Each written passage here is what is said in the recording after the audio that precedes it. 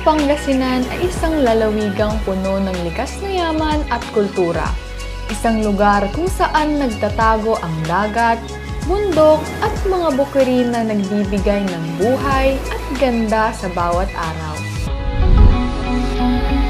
Isa sa kayamanang taglay ng probinsya ay ang kanyang mga tao. Masipag, maasikaso, at may pusong bukas para sa bawat bisita.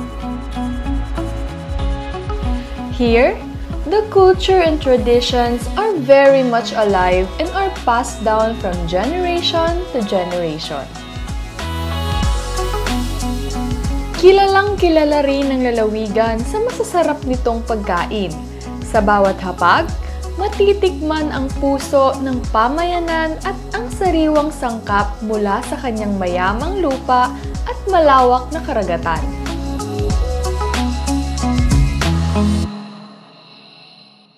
At sa likod ng ganda ng bawat bayan at sarap ng bawat putahe dito sa Pangasinan, may mga kwento ng sipag at pagpupursigi. Mga maliliit na negosyo at lokal na negosyante na sa kanilang pagtsatsaga at simpleng hanap buhay ay nakapagbibigay ng pagkakataon sa iba at nakakatulong din sa paglago ng probinsya. Ngayon, samahan niyo ko, Yana, ang inyong Jolly Traveler upang kilalanin at tuklasin ang mga kwento ng sipag, tiyaga at tagumpay ng ilan sa mga lokal na negosyo ng lalawigan dito sa Ganda Mo, Pangasinan.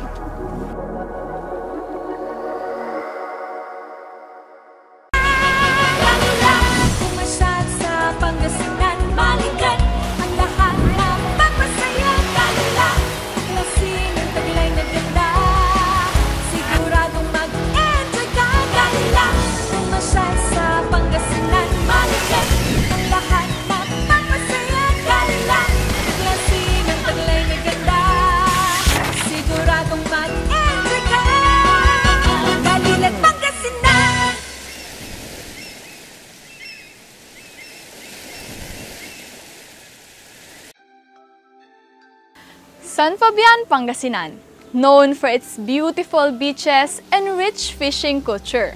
But there's a salty secret here that's turning heads and taste buds. Today, titikman natin ang flavored salt at kikilalanin natin ang mga nasa likod nito.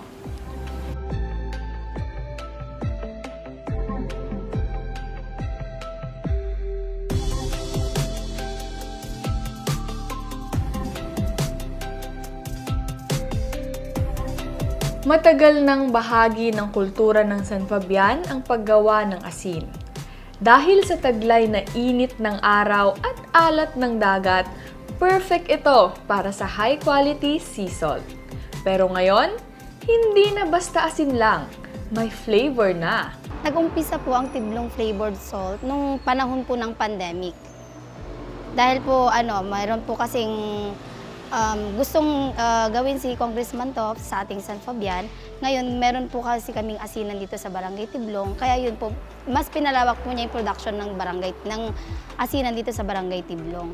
Yun po, nagkaroon po kami ng 6 na flavor. Para po magkaroon ng twist yung aming asin, nagkaroon po kami ng 6 na flavor.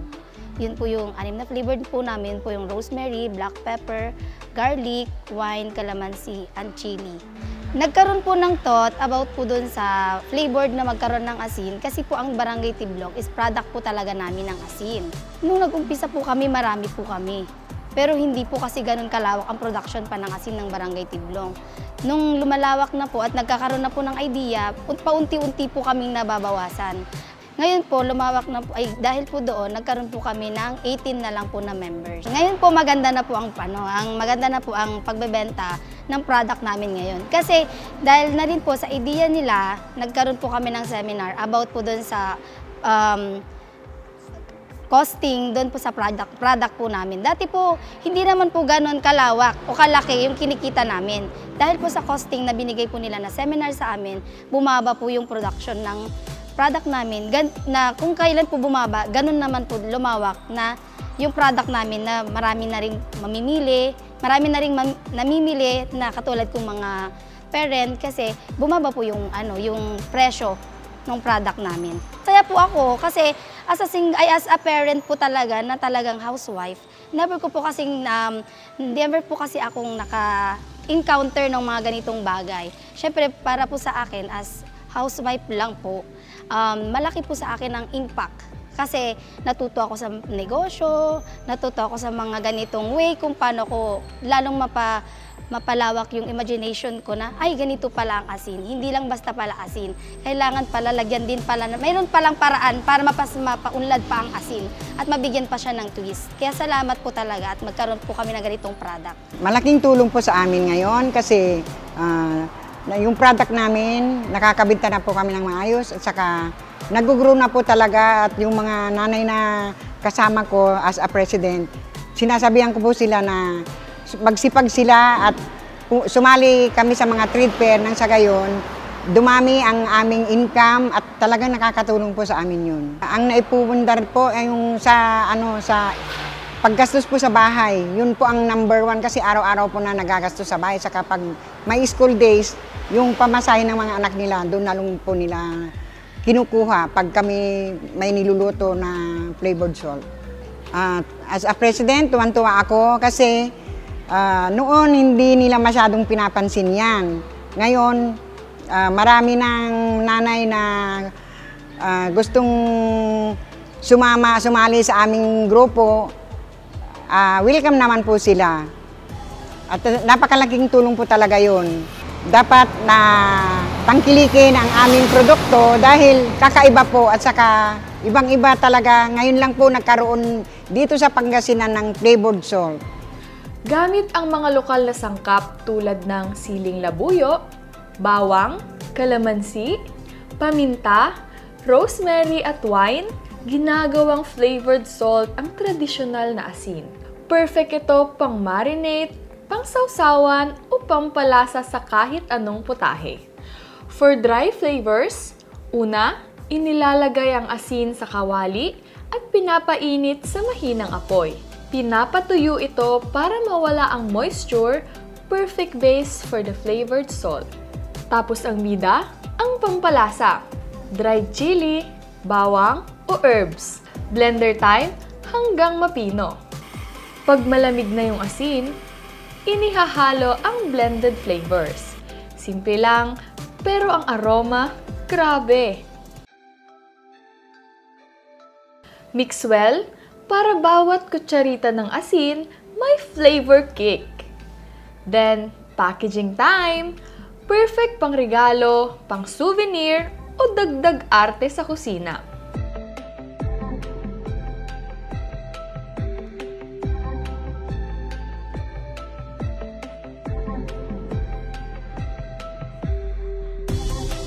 For liquid flavors, i-dry muna ang asin sa kawali over low heat. Painitin din ang liquid flavor. Pakuluan hanggang lumapot konti. Kapag okay na pareho, inihahalo na ang pinalamig na asin sa liquid flavor at patuloy na inihahalo hanggang mag-dry ulit ang asin. Makikitang nag-iiba ang kulay at syempre, ang lasa. Then, ready for packaging!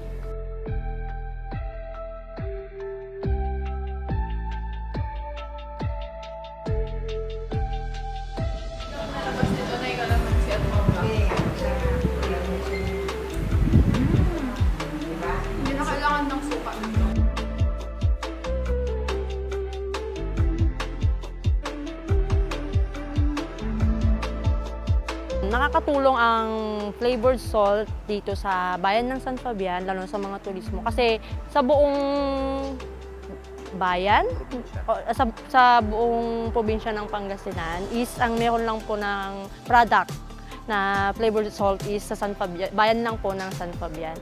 Kaya sa mga market, dahil yung dito sa Tiblong po, yung association nila dito, meron po silang iba-ibang events sa mga malls, like mga kadiwa, yung mga area kung saan nakikita yung iba-ibang product ng mga buong bayan. Meron din po silang area doon, nakikita po ang flavored salt ng San Fabian doon. Kaya dahil doon po sa tulong ng mga malls at sa mga iba't ibang event sa bawat mall po, nakikilala ang San Fabian dahil din po sa flavored asin po. Sa simpleng inobasyon na ito, nabibigyan ng bagong kabuhayan ang mga taga rito. Suportado ang mga lokal na magsasaka at mas nakikilala ang produkto ng San Fabian sa ibang lugar, pati sa ibang bansa. Mula sa tradisyonal na asin, hanggang sa makabagong flavored twist, iba na talaga ang lasa ng San Fabian. Kaya sa susunod niyong pagluluto, try niyo ang lokal. Asin na may kwento, asin na may kakaibang lasa. At yan pala ang simulan ng kwento ng galing dito sa Pangasinan. Marami pa tayong makikilala, mga taong may sipag, talento, at pusong tunay na Pangasinense. Sa ating pagbabalik, isang panibagong negosyo na naman ang ating bibisitahin. Bagong lasa, bagong kwento, pero pareho pa rin ang puso. Made in Pangasinan with pride. Abangan yan!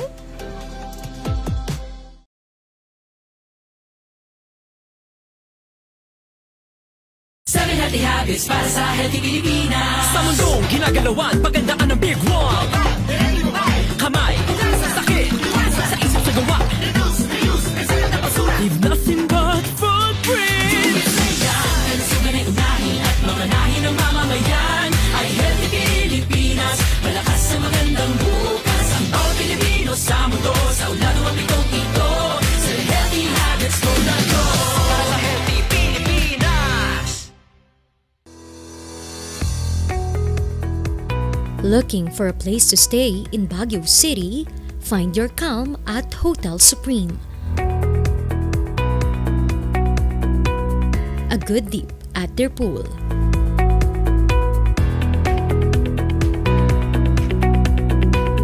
Clean and comfortable rooms with a view.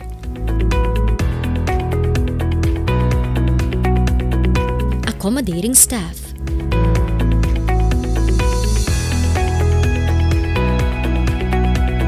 You can also enjoy a sip of coffee at their coffee shop.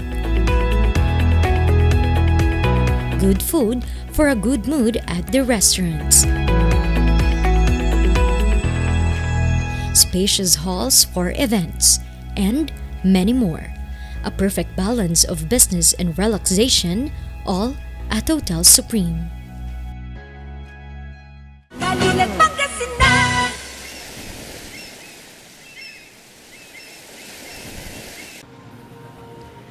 Sa Dagupan pa lang, alam na natin, bangus capital of the Philippines, di ba? Pero dito sa Bunuan Binlok, isang negosyo ang hindi lang basta nagpapasarap ng bangus. Binibigyan pa nila ito ng bagong karakter. Tara, samahan niyo ko sa Ildica Seafood Processing, kung saan ang paborito nating isda ay ginagawang all-around superstar sa kusina.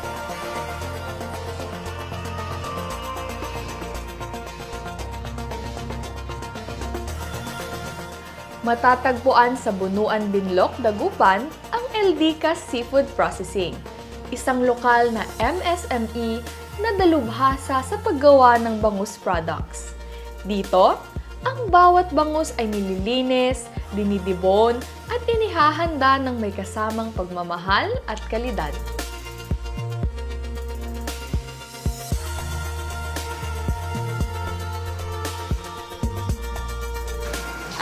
Product standardization ng product sa Don Mariano Marcos State University. Bali, incubate tayo. Meron kasi silang program na Agri-Aqua Technology Business Incubation. So, nakasali tayo doon. Actually, graduate ako ng fisheries. Pero, iba yung naging occupation. Sabon mo na lang. Hanggang sa, before the pandemic, naka-acquire kami ng fish pond. 1 hectare lang. Hanggang sa lumawak kasi nirentahan na namin yung mga nearby ponds. Hanggang sa naging mga 12 hectares with almost 13 ponds, 13 na butas.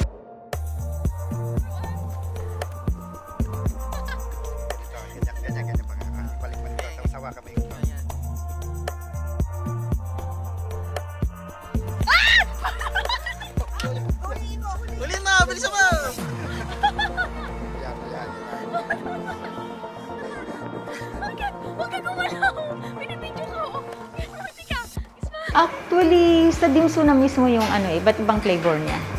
So, yung product standard na talaga, galing na talaga ng dimsum. Parang inadapt na lang namin as their incubating, yun na yung ginawa namin.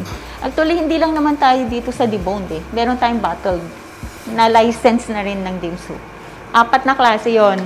Kaya lang ubos naubos sa IFEX, hindi kami nagtira ng sample. So, yun na license. So, after nun, puro product standardization. Ako yung gutom sa learnings para sa business at kung paano po siya hanggang sa nung 2023 na, ang gusto namin gawin, acquire legal papers. Yun yung unang napunta sa isip namin after na nung product standardization. Para you can take off, free kang gumalaw. So ngayon, kompleto naman na tayo. Maka-acquire ng sariling lote. Then, we can go international. Yun naman yung goal natin. Actually, ngayon, meron na tayong 13 pure golds.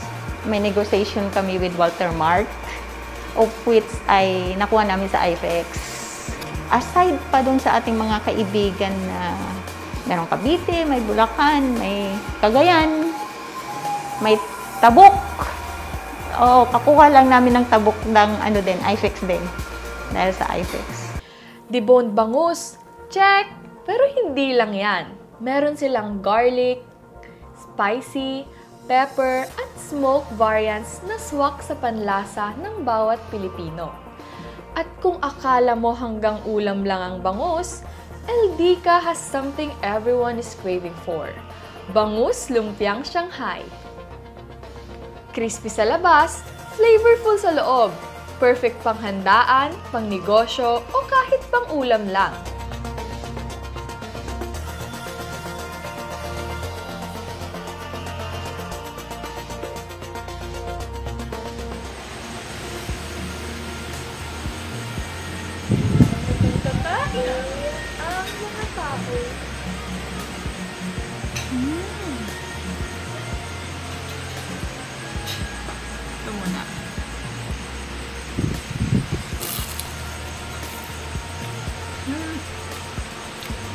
Sarap!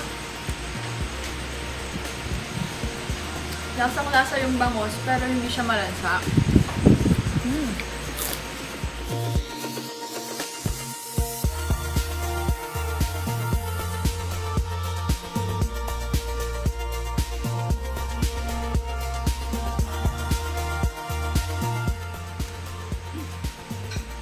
Perfect! Sarap!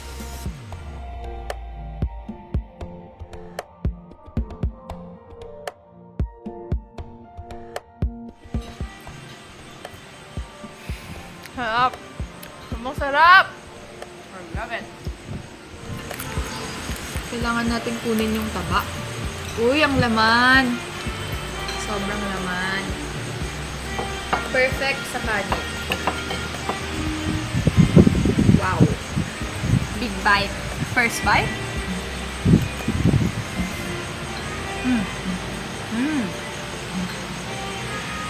Ang taba. Sarap. Ang sarap. Sobrang fresh ng bangus. At sobrang laman. Lasang-lasa mo talaga na garlic siya. At this one is pepper.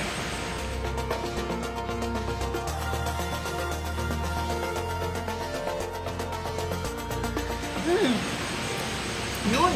Yun ang perfect bite. Try naman natin yung garlic. Sa likod ng bawat produkto ay isang masigasig na team. Mga lokal na manggagawa na may tiyaga at husay sa bawat hakbang ng proseso. Hindi lang negosyo ang lumalago dito. Pati ang pangarap ng bawat empleyado, kabilang na ang mga kamag-anak. Tauhan natin galing bunuan eh. Yun na lang, yung makapag-provide ka ng trabaho sa mga taga rito. At may mentor din ako na nagsabi na kung gusto mong tumulong, ba't hindi mo tulungan una yung mga relatives mo? So, trabahador namin, actually bayaw ko. Kapatid ko yun nandun. Anak ko yung mga taga-benta doon sa mga exhibit. Ayun, pamangkin namin isa, kasama nila sa logistic. Pag nagdi-deliver, tatawag ng pamangkin, alalay sa sa tito, yun. Kasama rin sa IFEX Philippines 2025 ang Eldica Seafood Processing. Dala syempre ang Pangasinan flavor and proudly local. Ang process bangus ng Eldica, swak sa quality. May shelf life na hanggang 6 na buwan, kaya perfect pang export o pasalubong.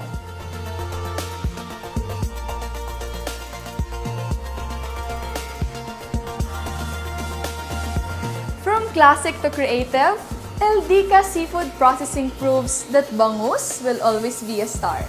Lalo na kapag may touch ng galing ng dagupan. Isa na namang kwento ng sipag, innovation at pagmamalasakit ng sariling atin. Sa bawat produkto, damang-dama ang puso.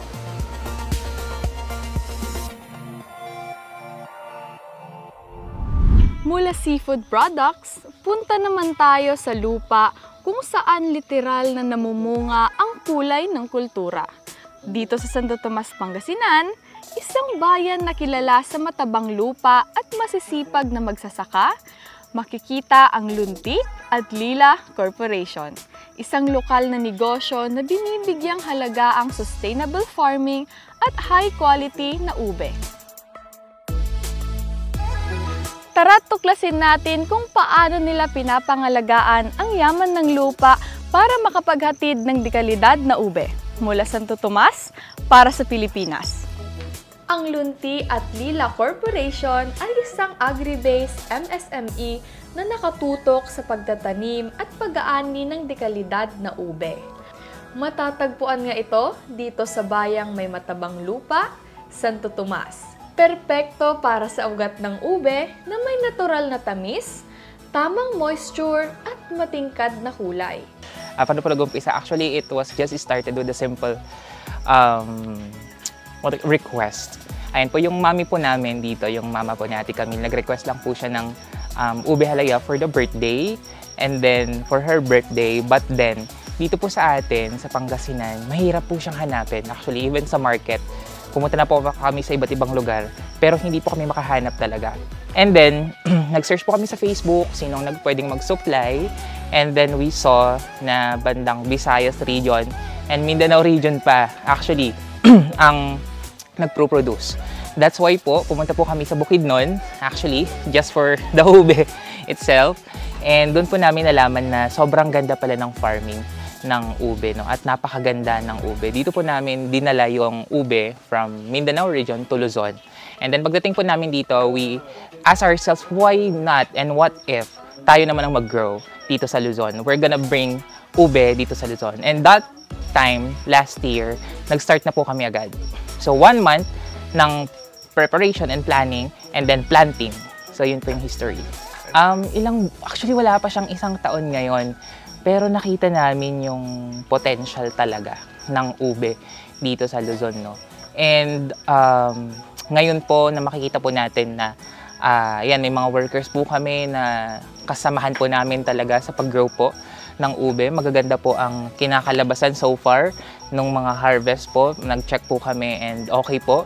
And sa ilang buwan po na planting po namin and ilang buwan po na pag-aalaga po, unti-unti na rin pong nakikilala dito sa atin ang ube. And we are, we have the vision pa na talagang paramihin ang growers ng ube dito sa Pangasinan. And mas marami pa pong makakilala dito sa ube. Okay, for the past months po ng ube po namin, and as we advertise it on social media already, since we have the social media, we upload the progress po of our planting. Actually, sa ngayon po, we are being recognized na po with other growers not just in Pangasinan but also not in Pangasinan but in Philippines and also in European market.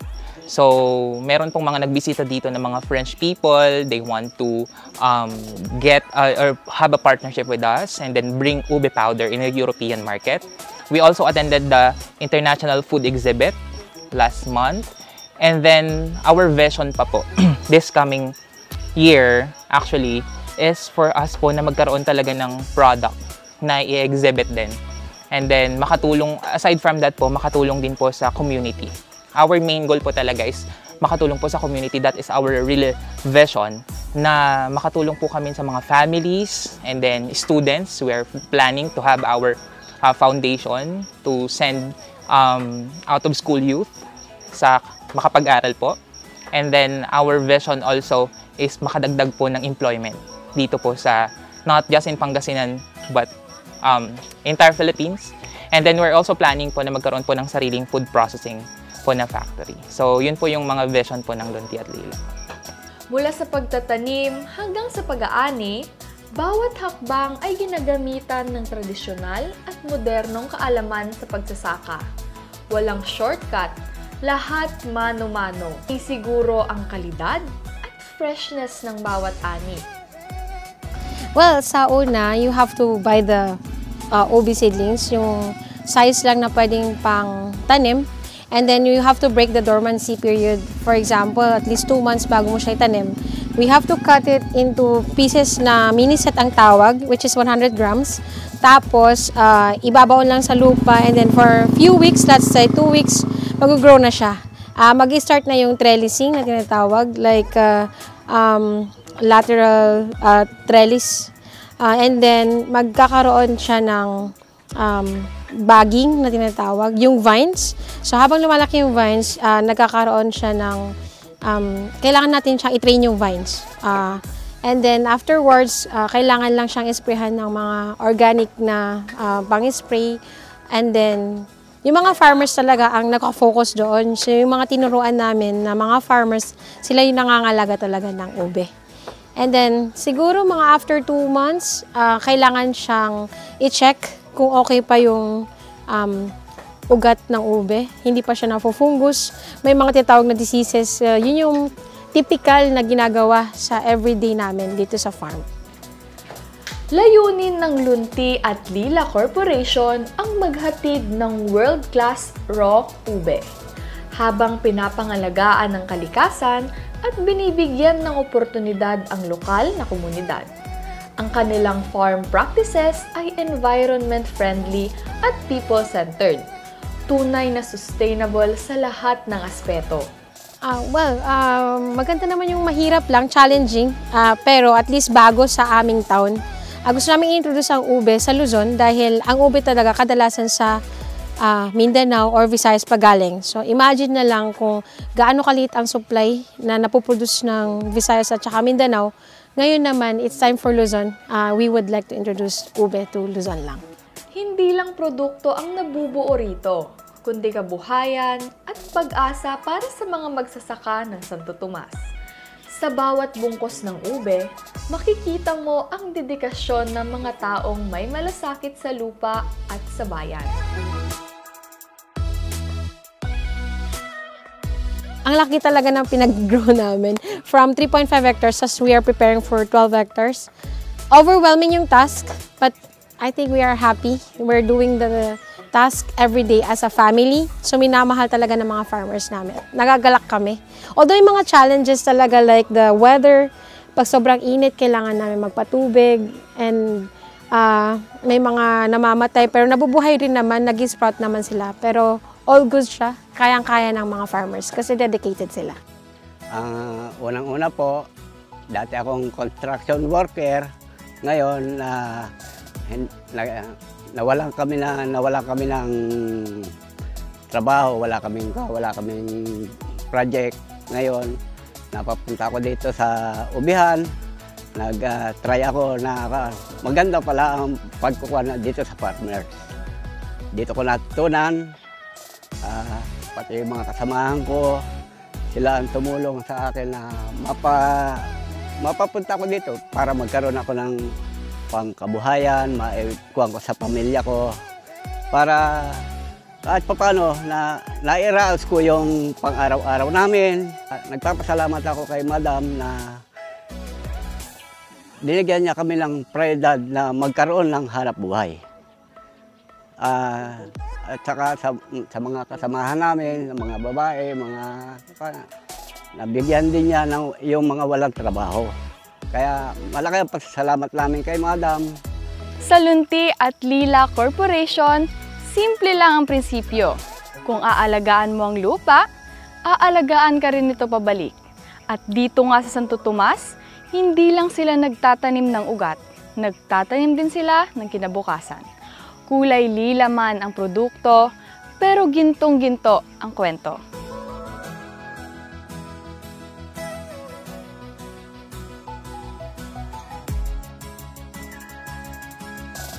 Grabe no?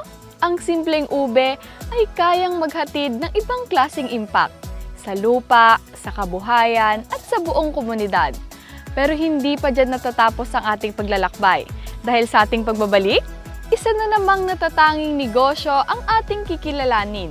Ibang kwento, ibang produkto, pero pareho pa rin ang inspirasyon. Ang galing ng lokal.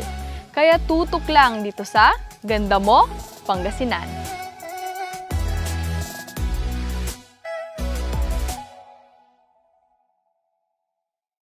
Bulok, maliliit at hindi ba malusog ang inyong mga halaman? Omega Green ang kasagutan. Ihalo lang ang 2 kutsara nito sa isang maliit na container at kaunting tubig. Pagkatapos ay ihalo sa knapsack sprayer at pwede na itong spray sa mga pananim. Meron itong nitrogen, phosphorus, magnesium, copper at zinc na tumutulong sa pagpapaganda at pagpapabilis ng tubo, pagpapanatili ng nutrisyon, mas malagong mga dahon at panlaban sa mga sakit ng mga halaman. Hindi rin ito nakasasama sa kapaligiran. Pwede rin ito sa kahit anong klase ng halaman, mapa-highland crops o lowland crops. Omega Green by Encam Agri-Marketing, the ultimate friend of farmers.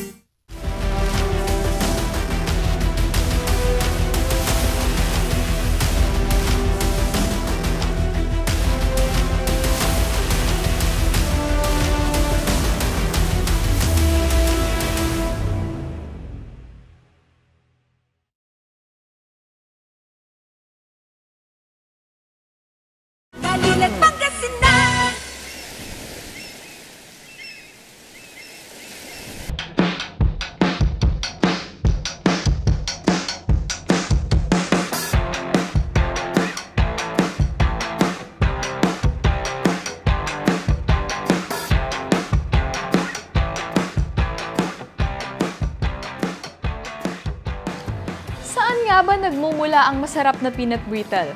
Dahil dito sa Mangaldan, may isang brand na matagal nang nagbibigay tamis sa ating merienda at pasalubong. Ito ang Romana Peanut Brittle mula sa Rotico Food Products. Alamin natin ang kanilang kwento.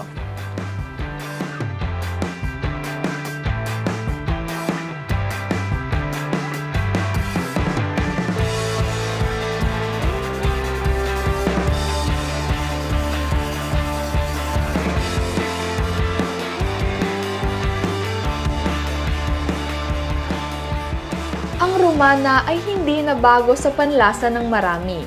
Dekada na itong parte ng bawat biyahe, handaan at pasalubong. Mula pa noong maliit na kitchen operation lang ito, lumago at naging isa sa pinakakinikilalang peanut brittle brand sa bansa. At lahat yan nagsimula dito mismo sa Mangaldan. Ang unang produktong ginawa nila is Romana Peanut Brittle. Under my mom's name, Romana. That was in the year 1956.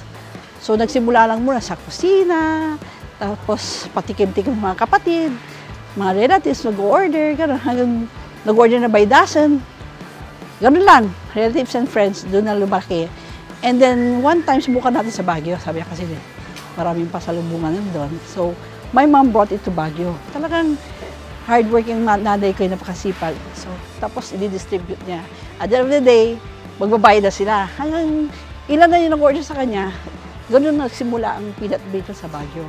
So, Romana Peanut Brittle, unang-unang peanut brittle sa Baguio. And the rest is history. Kaya dumami ang iba-ibang klaseng peanut brittle. Unang-una kasi, what pushed my mom to go further, Siyempre, we're a family of 10. So, kailangan talaga kumayod. So, she never stop working. Madaling araw yan, i-deliver, nagluluto. And then, ang motto niya is quality first before anything else. We do not sacrifice quality. Kung ano yung dati na quality ingredients, ganun pa rin. So, hanggang ngayon, ganun pa rin. And then, we are trying to improve other recipes. Siyempre, mga customers namin, tumatanda na rin, mga medyo diabetic na. Kaya sabi ko, sige, gawa naman tayo ng less sugar. So, nagdadagdag kami. Aside from the classic, meron kami ibang flavors na. We have less sugar, cinnamon, spicy mix gourmet. I'm experimenting on the peanut butter brittle. Makikita mo sa kanila na Romana peanut brittle gives joy and happiness sa mga tao, lalo pagdatikman. Sarap, sabi niya, paulit-ulit na masarap, ma'am. So, ang aming memories when we go to Baguio, even it's made in Pangasinan, is Romana peanut brittle. Ang dami na nagtatanong na rin. Kasi sabi niya, bakit po kayo hindi nag-export, ma'am? Kasi dito puno na kami ng order eh. So, we will see what comes. Mahirap kasi magbigay ng napakataas na pangarap, pero we live day by day. Tingnan natin po kung anong makakaya ng Romana peanut brittle. Pero we want to stay. Kasi my mom said, mga Bel, you have to maintain this. Yung legacy ko ito, sabi niya. So, I want people to remember me sa Romana peanut brittle. Yan part ng heritage ng Romana peanut brittle sa Pangasinan. Tapos yung mga members ng mga tao sa Baguio, when they go, they really look for Romana peanut brittle. Huwag mo pababayaan yung palakihin nyo. Gamit ang tradisyonal na recipe at tamang timpla ng mani, asukal at tiyaga, ang bawat batch ng Romana peanut brittle ay lutong bahay ang lasa, pero world-class ang kalidad. Walang shortcuts, walang preservatives, puro lang sarap at alaga. Sa likod ng tamis ng produktong ito ay ang dedikasyon ng mga lokal na manggagawa ng Mangaldan.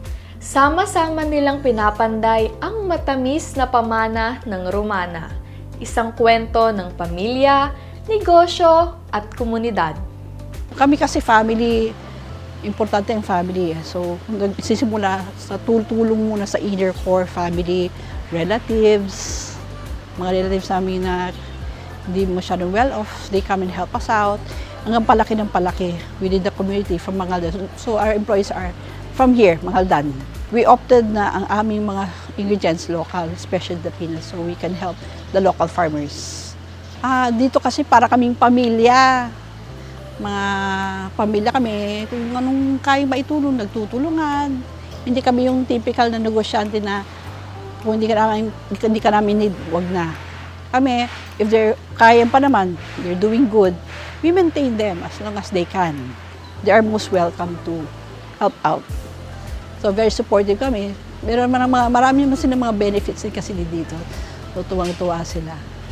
Kung ikaw ay nagtatravel sa parte ng Pilipinas na puno ng kultura at sarap, pagpalampasin ang Rotico Food Products. Kilala sila sa kanilang peanut brittle, pero di lang yan, dahil may peanut butter at cashew butter din sila. If you're looking for snacks, try their salted nuts, cashew brittle, at ang kakaibang cashew adobo. At para sa mga chocolate lovers, may tableya cacao din sila. So kung mabisita ka dito sa Mangaldan, make sure to drop by Romana Peanut Brittle.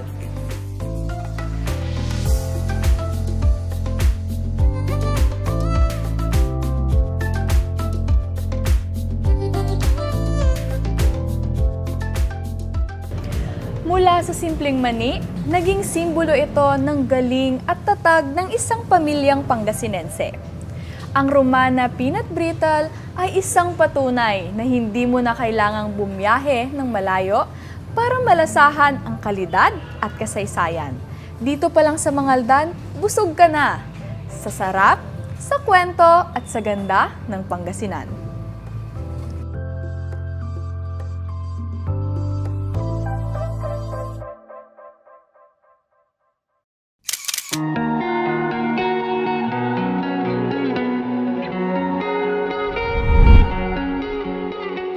Sa bawat araw dito sa Pangasinan, makikita mo ang kwento ng determinasyon, puso at pag-asa.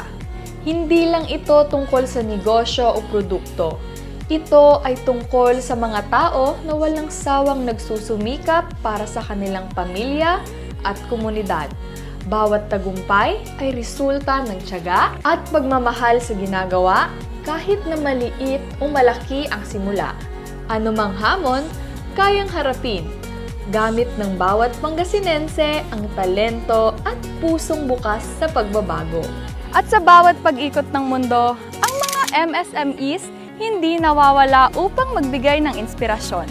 Inspirasyon na nagsasabing kahit saan ka man nagmula, may kakayahan kang magtagumpay basta't may puso, sipag at tiyaga.